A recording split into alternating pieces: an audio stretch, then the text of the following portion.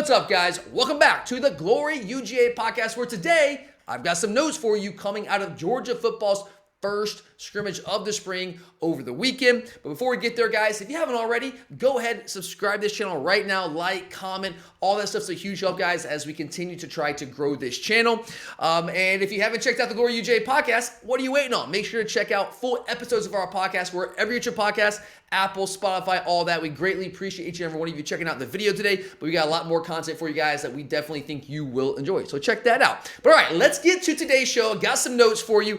I know a lot of you checked out the first episode, the first video we put out earlier this week, where I spotlighted one particular player who's really starting to make some noise this spring and had a big spring scrimmage, and that was Zachariah Branch, a transfer from USC. So I really want to turn the spotlight on him because we are in desperate need this year of playmakers, really all over the field offensively, but especially at the receiver position. So Colby Young, Zachariah Branch, guys are doing a great job. So I turned the spotlight on that one guy. But a lot of you reached out like, hey man, like this is great. We love this. We appreciate this, but we'd love more. Like we want to know who else is doing well in the offense. Like who's standing out, who's struggling, what's the depth chart look like? What about the defensive side of the football? So hey guys, we are a show of the people, of, for, and by the people, so ask and you shall receive. So that's what I got for you guys here today. I do want to just quickly put a caveat out here. I was not at the scrimmage, okay? This is not the coach's clinic where you guys go to practice. This is a scrimmage, it's closed scrimmage. I was not there, so all this is secondhand information I'm getting. I have the good fortune, I live in Athens, so you know some people, you hear some things, right? You get some information from time to time, and when I do, I like to bring to you guys. But just, take it with a grain of salt, right? It is what it is. But yeah, let's get into it, man. Let's start on the offensive side of the football. We'll run through the offense since we started there earlier in the week. We'll finish that up, and then we'll get to the defense as well. I guess we'll start with this. The word I got was that offensively, I mean, as you might imagine with all the new pieces we're working in, like we're missing 4 stars off the offensive line from a year ago, working in a brand new quarterback, a lot of new transfers coming in, or a couple new transfers coming at the receiver position. Got some young guys coming in that we think are going to help us at receiver. Some youth in the backfield still dealing with injuries all over the place. So it's not a surprise, but the offense is just not, it's not like hitting on full cylinders right now, right? All cylinders right now. It's just not, right? And that's not unusual. It's like, don't take that as like, oh my God, it's time to panic. It's not. It's the spring. In fact, it's usually the case that the defense is ahead of the offense at this point in the offseason. We're in spring practice. That tends to change as time goes on, but it's the nature of the beast, right? Especially when you're working on these new people. So don't freak out. The offense at the scrimmage, the word I got was underwhelming. That was the word that was I got quoted here for you, underwhelming. So I don't know what underwhelming looks like as I wasn't there, but it apparently was not the best performance from the Georgia offense.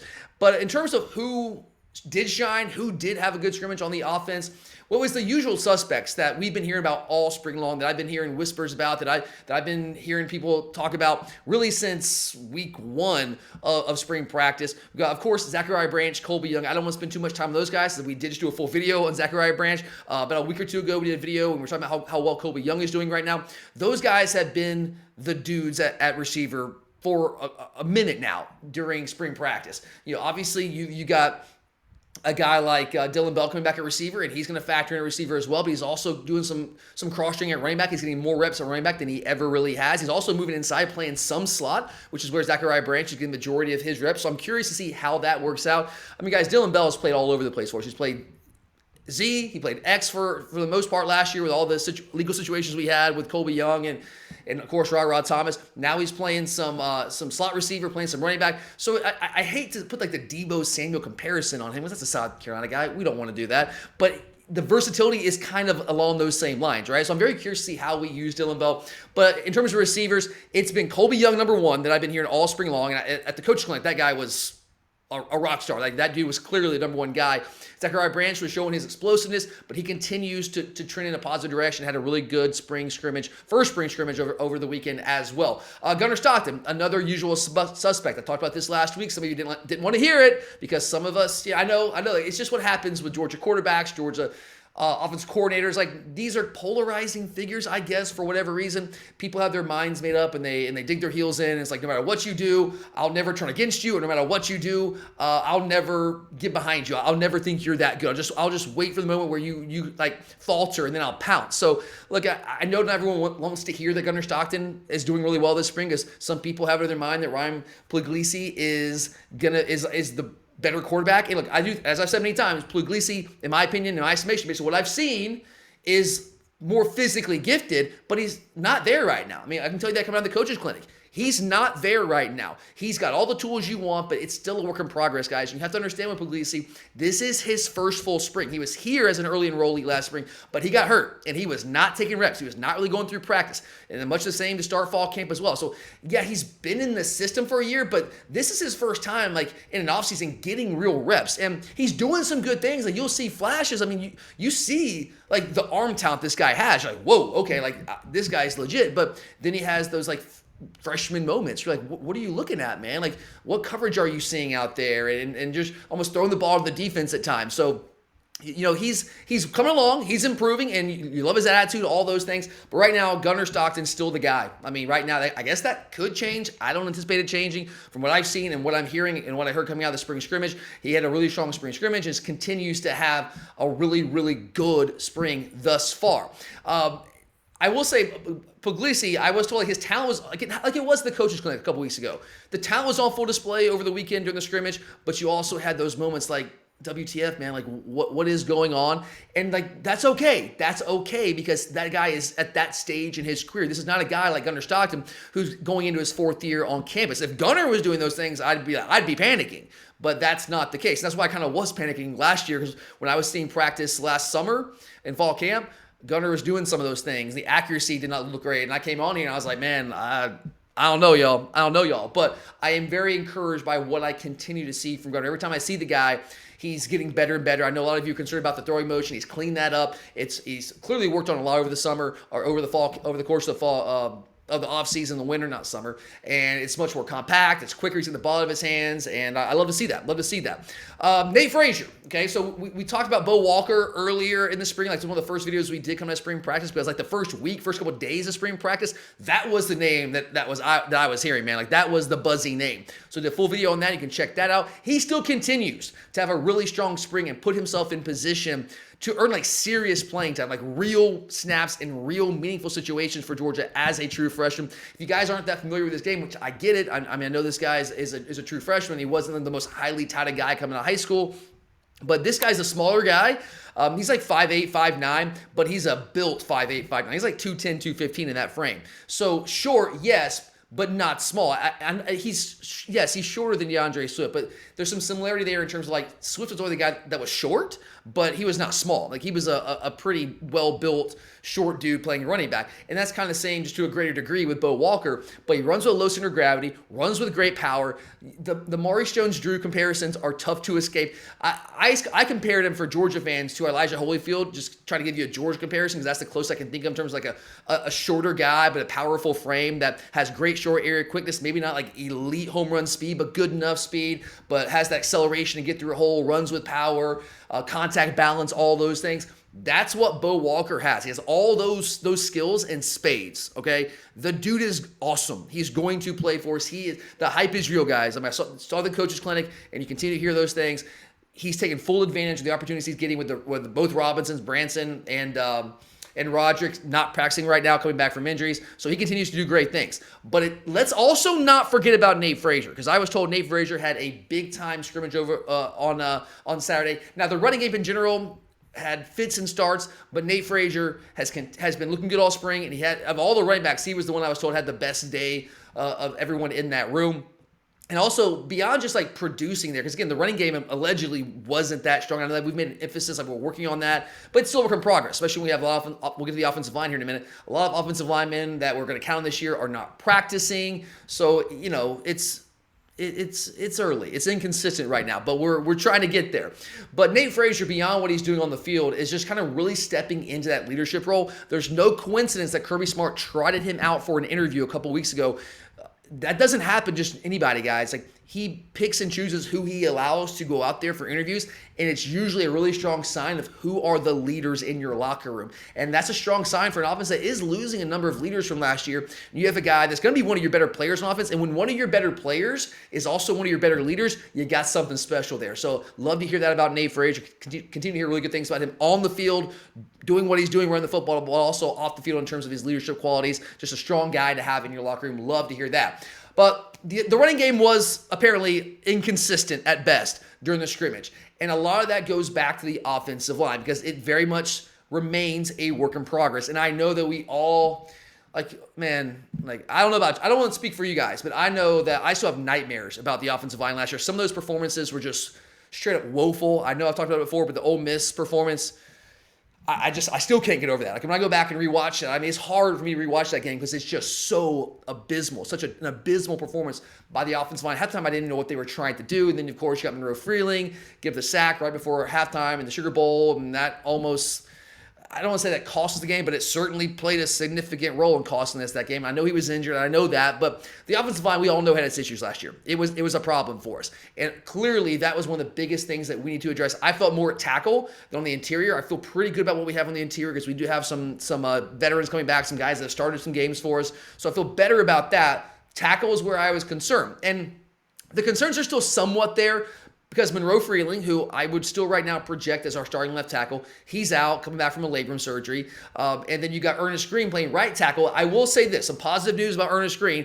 I've said it before, I'll say it again. I think the guy is much more of a guard than he is a tackle. But if he's going to play tackle, I don't think he can play left tackle. And our coaches don't think so apparently now either because he's playing right tackle. But the word I'm getting is that he is actually kind of getting comfortable in that right tackle spot where he doesn't have to face as many of the speed rushers. He doesn't have to protect the quarterback's blind side.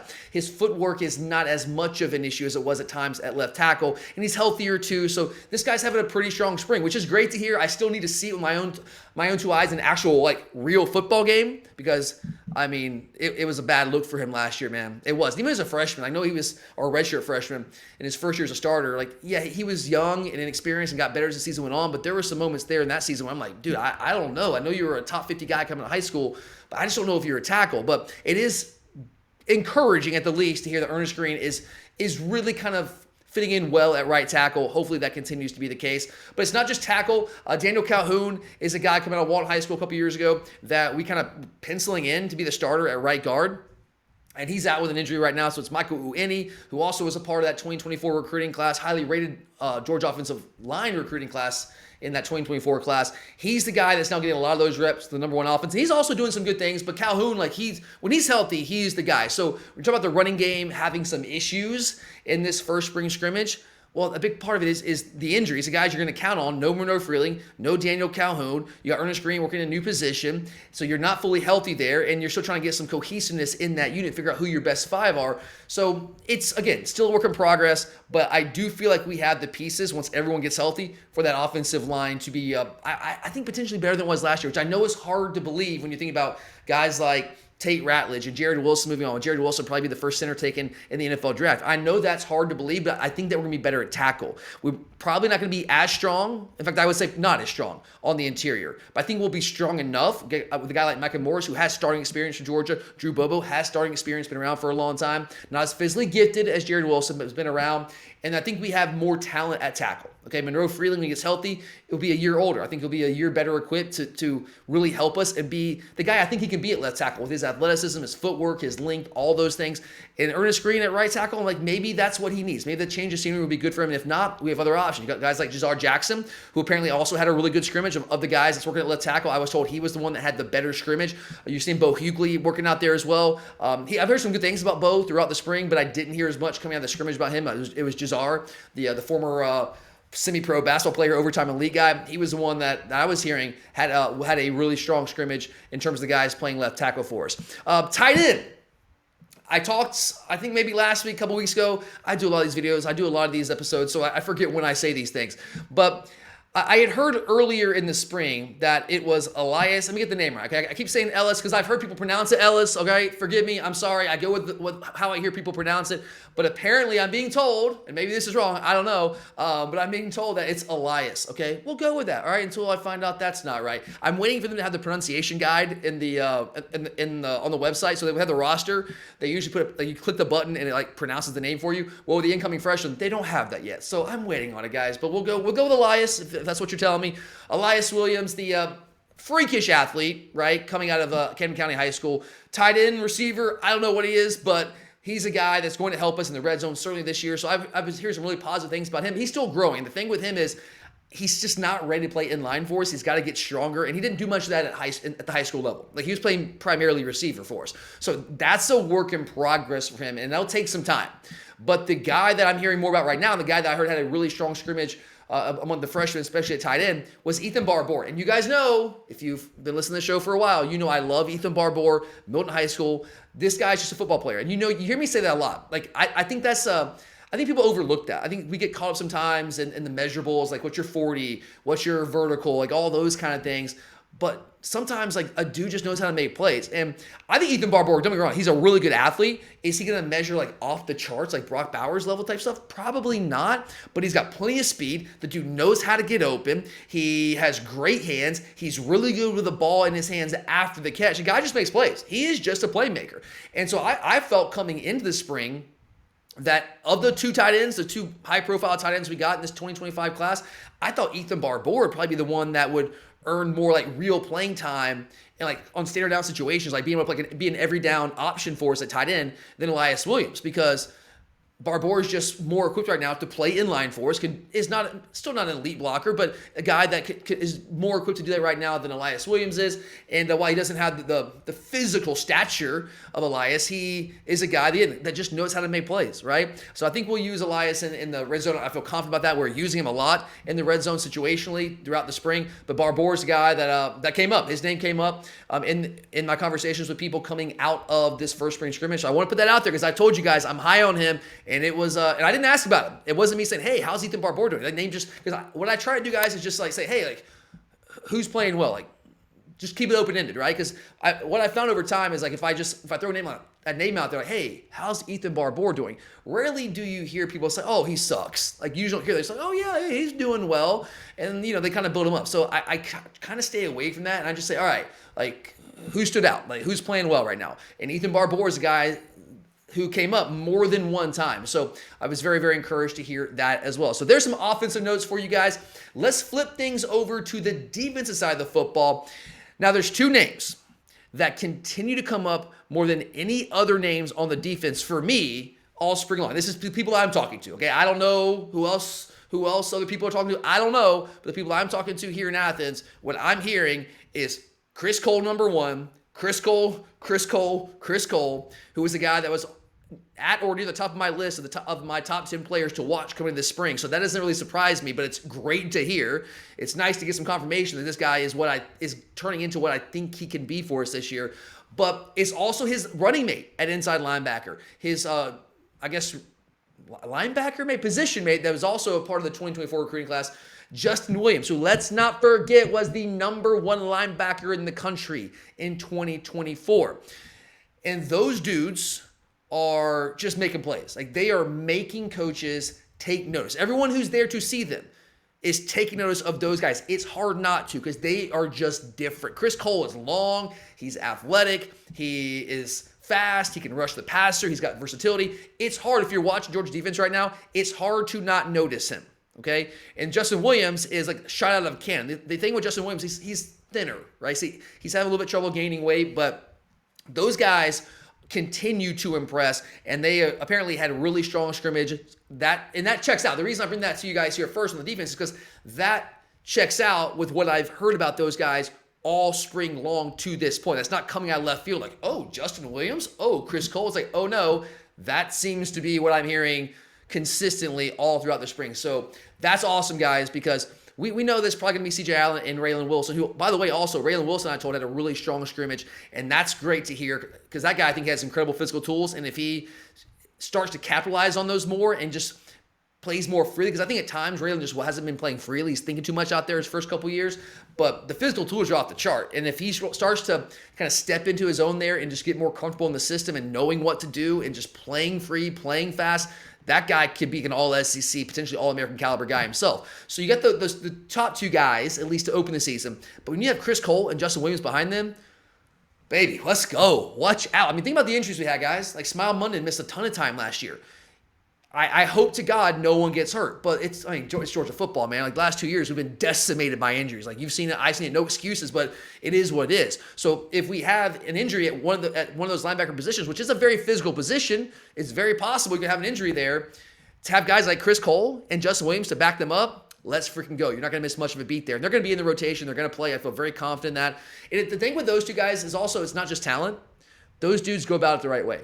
Like I said it a little bit earlier with Nate Frazier. It's awesome when you have the guys who are like some of the most talented players on your team that are also some of the hardest workers on your team. It's like the Nick Chubb effect, right? The dude that's like the most talented guy on the team, best player on the team, but he also outworks everybody. And when you have a situation like that, your culture is strong within your program. So you love to hear that. So those guys should continue to do what they've been doing all spring long.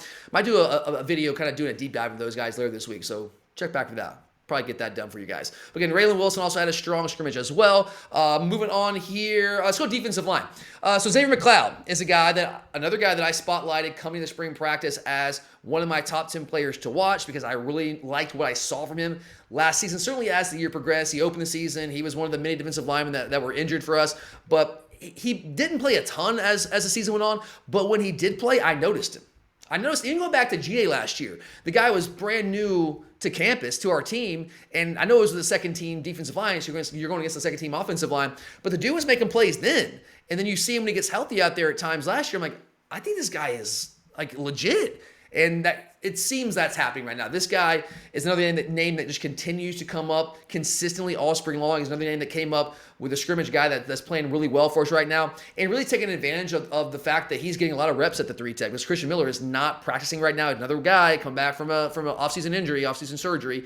So McLeod's taking advantage of that, getting some reps and growing, man. Growing. The physical tools are there. It's just a matter like he was a young guy. And, at South Carolina his first year, he was dismissed from the team or left the team, however that went down, it was mutual, whatever, about halfway through the year, like 6 games in the season. So he missed a lot of developmental time as a true freshman. So last year, he was almost like really a freshman. And I thought he performed admirably when given opportunities, and I expect a big jump from him, so it's great to continue to hear really strong things about him, certainly coming out of this first spring scrimmage. Jordan Hall is a name that I've been asked about a couple times, but I was also told this guy continues to stack practice after practice after practice. And I know it's tough for him coming off those injuries last year, dual injuries, right? So he had stress fractures on both legs. I know that's tough for him, but this is a guy that we're going to count on. Let's not forget how big of a high school recruit this guy was at a position of need for us on the defensive line. Like, you got to have those dudes if you want to win national titles. And he's got that versatility. He can play some zeros, some nose fours, can also play the 3 tech. I don't know how much 3 tech he'll play when you have guys like Christian Miller and Xavier McLeod and also Elijah Griffin, we'll get to in a second here, that I think are more true 3 techs. But it'll be situational. We'll rotate those guys in and out. It wouldn't surprise me if some of them slide out the 5 tech at times, which actually you're seeing situationally. But what I'm told right now is it's clear. Xavier McLeod, Jordan Hall are our top 2 defensive linemen right now. And that's, again, without Christian Miller practicing. I love Christian Miller. When he gets back healthy in fall camp, I think he'll be right up there as well. But it's great to hear those guys are both taking strides when we need them. Like, we need guys to be impact players on the defensive line. I think Miller is one of those guys. I think McLeod has the potential, and it sounds like he's continuing to take strides towards that. And Jordan Hall, I think his ceiling's off the charts. It's just a matter of him being healthy and getting out there and doing what this guy can do, because he's powerful, he's athletic. This guy's going to really help us this year as well.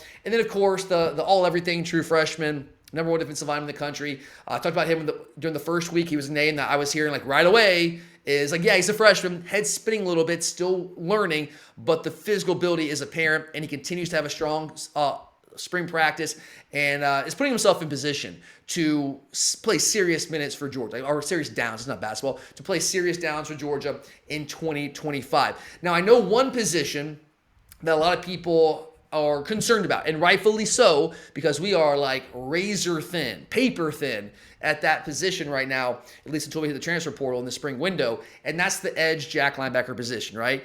And even making things even more thin at that position is the fact that the guy I think will probably start for us at jack on the edge, Gabe Harris, is out. He's another one of the guys that's out for the spring, had an offseason procedure. I believe he also had a labrum that he's dealing with. So we are like, again, paper thin at that position.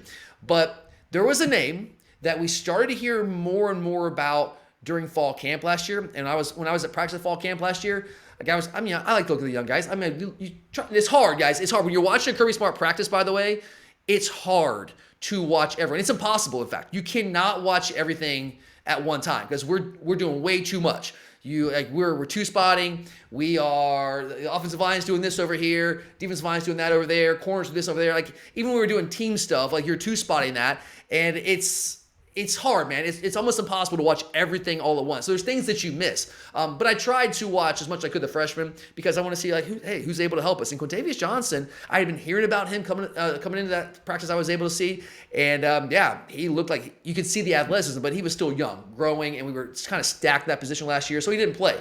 But we are not stacked at Jack linebacker right now. And Quintavious Johnson, I was told over the weekend at the first scrimmage, this was the quote, was giving our tackles fits on Saturday. And that, look, I know like it's a catch-22. You don't want to hear that our tackles are struggling, but it's also great to hear that Quintavious Johnson, who right now is getting a ton of reps for us at that Jack linebacker position with the lack of bodies there. It's great to hear that this guy is potentially trending towards being an impact player for us at that position because we need pass rushers. We had a really strong pass rush last year, guys, but we got to replace our top 2 sack guys from last year who were tied for the team lead in Jalen Walker and Chaz Chambliss. You got to replace Damon Wilson Jr. You got to replace Mykel Williams. You got to replace TID. That's a lot of pass rush production that's out the window, guys. That's out the door, all right? So we got to find some guys that can rush the passer. I think Gabe Harris is one of those guys. I think Chris Cole is one of those guys situationally. And I think that we can get some pass rush from the interior with guys like Christian Miller and Xavier McLeod, but we need to find those edge guys as well. And I think Gabe Harris is going to be one of those guys for sure, but we need more than one, right? And it seems like Quintavious Johnson is really shaping up to be a guy that's absolutely going to help us at a really strong scrimmage, and that was great to hear. Isaiah Gibson, I know, is a big name in this 2025 recruiting class, a 5-star guy, top 10 prospect nationally, depending on what recruiting service you're looking at. And I have high hopes for him too, guys. I've said before, I'll say it again, I think he actually might grow into more of a 5-tech than a true Jack linebacker. He'll probably play a little both situation. I think we'll probably end up using him like we did Mykel Williams once he gets a little older and learns more than one position. But he's out right now. I don't know he was not out to start the spring. I don't know what's going on. I was told he was not practicing at the scrimmage. He did not participate in the scrimmage. So nothing to report there. That sucks because we need to develop guys at that position. However, while Gibson was not practicing, there's another guy in this 2025 class at the Jack linebacker position that I think kind of gets lost in the shuffle because you think about Isaiah Gibson, top 10-ish prospect nationally, 5-star guy. I'm going to screw his name up, guys. Forgive me. I'm going to try this. Darren Ikenugbun. I tried. Again, I'm waiting for the pronunciation guide. But he is apparently taking the full advantage of the opportunities. So it's kind of like Xavier McLeod at the 3-tech defensive line position, where Christian Miller's not there, so you get a lot of reps. You're working with the ones. You're going to take advantage of that. It's going to accelerate your development. Well, that's kind of happening with Ikenugbun as well, because this guy, with the lack of bodies, with Isaiah Gibson not practicing, I mean, it's really like scholarship guys right now. It's like Quintavious Johnson and Ikenugbun. Like that's who it is right now. And so he's going to get reps almost by default, but here's what's good about this. Not only is he getting reps, he's taking advantage of those reps. He's growing with each and every practice and getting better. And I heard he did some really good things in spots, right? It's a freshman. It wasn't consistent, but he showed the talent. He's flashed the talent and making plays off the edge for us. And again, if you can just like rush the passer, even if it's a situational role for us, that is somebody that could potentially help our team. Another thing I'm told about Ikenugbun as well is that he's another one of those guys. And here's the theme, guys. You're talking about like Justin Williams and Chris Cole and Nate Frazier. Another one of the guys that seems to be just like the right kind of guy for our program, the kind of guy that you want to recruit. And Kirby he's even straight up said, like, we got to pay more attention to the guys that we're bringing to our program. Like, in terms of, like, we have to get self-starters in here. Like, me being able to motivate guys, like, they don't, like, that doesn't work anymore because they'll like, pout and they'll transfer out and then, like, then we got a hole. So we want guys that are self-starters. And this guy looks like he's one of those guys. So, because what I'm being told is he's hardworking, conscientious, that kind of dude. And while he's learning, he's taking to the coaching. And when you hear that's for a position where we need some help, it's really encouraging to hear that he's approaching practice the right way, approaching the offseason the right way. And it gives me some confidence that he could be a guy that could potentially help us at a desperate position of need for us this season on the defensive side of the football. All right, let's move back to the secondary here. I don't think this is a surprise to anybody, but I'm going to go ahead and tell you what I was told anyway. This is a quote, word for word. KJ Bolden is that dude. Okay, that's a direct quote. KJ Bolden is that dude in the secondary for us right now. Again, probably not a surprise because as a true freshman, we know he was an all-everything recruit. Committed to Florida State, high-profile recruitment, and then he decommits the last minute, and we were able to get him here into campus, and he played significant downs for us as a true freshman. It was awesome. Like, he didn't even seem like a freshman last year. So again, no surprise here, but what I'm hearing is that he is taking the next step. So when you lose a guy like Malachi Starks, you lose a guy like Dan Jackson, who are veteran leaders in that secondary, you need someone to like step up and take that mantle. And it's clear that KJ Bolden is again, KJ Bolden is that dude. We know how talented he is, but he's just another guy. Here's that theme again. Another guy that does things the right way. Is coachable, hardworking, conscientious, a leader in the locker room. Guys that we need. And that's one thing that excites me about this team. There are some questions, a lot of questions about this Georgia team. Like, there's some serious position battles. I don't know exactly how things will play out. But one thing I do feel better about this season is the vibe around the team. I did a video talking about how Gunnar Stockton last week is the right quarterback for this Georgia football team. Maybe not because he's the most talented guy in the country. I don't think that he is. But he's talented enough, and I'm continuing to believe more and more in his physical ability the more I see of him. And he also brings that grittiness to your team. Like, he brings those leadership qualities. He might not be a talker like Nick Chubb, but he commands respect with the way he goes about his business, the way that he treats people. And considering the quarterback that we had a year ago, I'm not trying to throw too much shade at him, but he just went Hollywood on us, right? And so now we have kind of a blue-collar dude, right? And you kind of feel like the entire team has that blue-collar attitude about it. And I think that's really encouraging for Georgia heading into the rest of the offseason, heading into the 2025 season, because I don't know if that was the case last year. I do think there was like a sense of entitlement that bled into our program. So again, check out that video on Gunnar Stockton if you missed it. I think you guys will enjoy that. But KJ Bolden's doing great things. Of course, he's talented, but he's also back there. He knows what to do. He's directing the secondary. All the new guys that we have coming in trying to vie for positions at safety opposite him. Like, he's helping those guys out and making sure in their position, answering questions, like almost like a coach on the field as a sophomore, which, like, when you hear that, it's like, man, all right, like, we'll probably be okay there. I mean, losing Malachi, losing Dan, that's tough, but you got like KJ Bolden, like, that gives you a little bit of a cushion there. Now, the other position opposite him at safety, that's been a position I've been very curious about because I think it's one of the more wide open position battles, but it continues to be, as I was told coming out of this scrimmage on Saturday, Ja'Cory Thomas, who's been around for a minute, is still opening with the number one defense, getting those reps. So some other guys working in as well. Maddox, I was told, with one of the transfers, had a really strong scrimmage as well. So like, those guys are getting reps. The other branch, Zion Branch, I think is his name. He's doing some good things. But right now it still looks like it's Ja'Cory Branch, but that battle's a long way from being over. And then at cornerback, we talked about it a week ago. Look, man, like, Dalen Everett's not practicing, okay? He's another one of those guys, not practicing this spring. That sucks, but we also know that, like, we know what we got in Dalen. Like, that guy came on really strong as the season progressed, and I am very excited about what he's going to bring us this year. But his absence is giving those other guys that are competing for the other cornerback position, giving them a lot more reps than they would otherwise get. So that battle is fascinating. It's kind of going back and forth throughout practice. Going back to the first practice of the coaches clinic of that Thursday, it was DeMello Jones and Ellis Robinson out there at the corners, and like, they're all rotating in and out, but they were starting with number one defense, and that changed at the next day with Daniel Harris. So like, it's like during the walkthrough. So they're going back and forth. They're all getting reps. I don't know if you can like pinpoint, hey, he's the starter, but the name that I was told to watch for coming out of this scrimmage is a name that I keep telling you guys, don't forget about. Again, I didn't ask about this. Like, this is the name that was brought to me. I know everyone wants to hear about Ellis Robinson IV, and I know that we're all excited about him because he was the number 2 player in the country coming out in the 2024 recruiting class, and I still love Ellis Robinson. I think he's an incredible cover guy. Still needs to get a little bigger. He's getting bigger, but needs to continue to improve his physicality out there. But the name that I was told had a strong scrimmage at cornerback was DeMello Jones, and that's the guy I keep telling you to not sleep on. I know people, like, he gets lost in Ellis Robinson's shadow, but the dude is long, he's fast, he's athletic, he's got ball skills. The dude can play. I don't know how it will play out. I don't know who will end up being that starting corner opposite Dalen Everett. It could be Daniel Harris. I mean, he played a lot last year. He was up and down, but I did think he did some good things. I thought he had better ball skills than Julian Humphrey did, which is not a tough standard to surpass, but I do think he had better ball skills. I think he's incredibly long. I think he's athletic. You love the physical tools there. You just got to continue to grow and develop. Ellis Robinson, they all kind of have their flaws, right? Ellis is an awesome cover guy, but his physicality leaves something to be desired. He's working on that and getting better, but it leaves something to be desired. And I look at DeMello Jones, and seems like maybe like he's the best of both worlds. I don't know. But he was a guy that I was told had a really strong scrimmage, and I'm curious to see how that progresses going to this weekend and what we hear about that cornerback position. Because I think of all the positions, maybe on the entire team, like what position battle is most wide open? Safety's open, but I think that cornerback opposite Dalen Everett, like that is one ferocious battle. And I don't know who's going to win it because I think they're all really talented. And that's probably, as I said before, I'll say it again, I think it's probably a battle that could very well and probably will go into the 2025 season, at least a couple weeks before we head to Knoxville week 3, which is crazy that we're playing Tennessee week 3. That just doesn't even seem right. But that is, they'll be here before we know it, guys. There you go.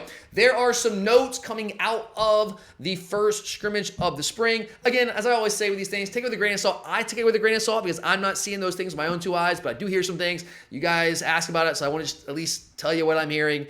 And yeah, we'll continue to follow things. We have another scrimmage coming up this spring. I will be going out of town this weekend, so I don't know if I'll have. I'll try to have some more scrimmage notes for you. It's spring break, so I'm going out of town and just a little bit of a mini vacation. So I'm going to try to put some feelers out, but I'm also going to be on vacation, so I'm not going to be like digging for information maybe as much as I was coming out of this first scrimmage, but I'll try to find some stuff for you guys. If I get some good stuff that's different from this, if it's the same stuff, I don't want to keep bringing the same stuff, but if I hear some new names, I'll bring that to you guys. But we'll definitely have some content for you guys next week, both here on our YouTube channel and of course on the Glory UGA podcast, wherever you get your podcast. Don't forget, check that out, guys. We have a whole lot more content for you guys. But again, if you're a diehard Georgia fan, make sure, if you haven't already, subscribe to this channel right now. I don't think you'll regret it. This is a channel made for you guys. Like, this is a channel made of, for, and by diehard Georgia fans. So this is what you are looking for. If you're looking for diehard Georgia content, we got you covered. So check that out. Check us out. Again, Apple, Spotify here. Subscribe, like, comment, all that good stuff. But for now, I'm out of here, guys. Thank you so much for being here. I'm Tyler, and as always, go Dogs! Man, is there going to be some property destroyed tonight. 26-21. Dogs on top.